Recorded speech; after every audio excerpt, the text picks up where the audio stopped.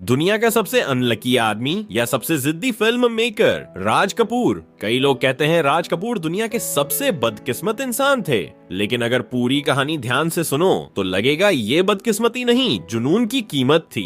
राज कपूर वो इंसान थे जिन्होंने एक फिल्म के लिए 7 साल लगा दिए।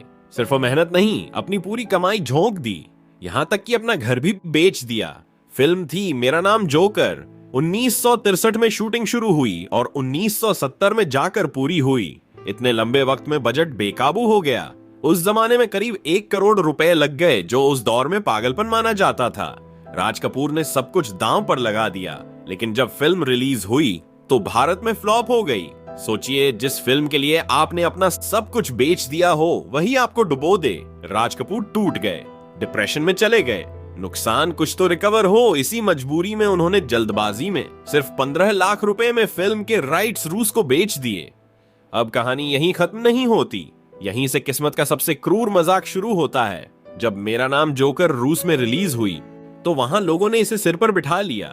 फिल्म ने वहां 15 करोड़ रुपए कमा लिए, आज के हिसाब से करीब 1500 करोड़ रुपए। लेकिन राज कपूर को 1 रुपया भी नहीं, क्योंकि राइट्स बिक चुके थे, कमाई किसी और की थी। अब बताओ, इसे बैड लक नहीं कहोगे तो क्या कहोगे? कोई और होता तो यहीं हार मान लेता, लेकिन राज कपूर कोई और नहीं थे। ठीक 1 साल बाद बिना किसी बड़े स्टूडियो के सहारे अपने ही पैसे से उन्होंने एक नई फिल्म बनाई। साल था 1973।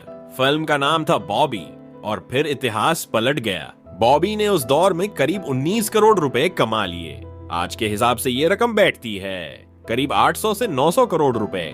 राज कपूर फिर से सिनेमा की दुनिया पर छा गए। इसलिए सवाल ये नहीं है कि वो सबसे अनलकी आदमी थे या नहीं, सवाल ये है कि इतना गिरने के बाद भी जो खड़ा हो जाए उसे क्या कहा जाता है? इसे कहते हैं नेवर गिव अप एटीट्यूड।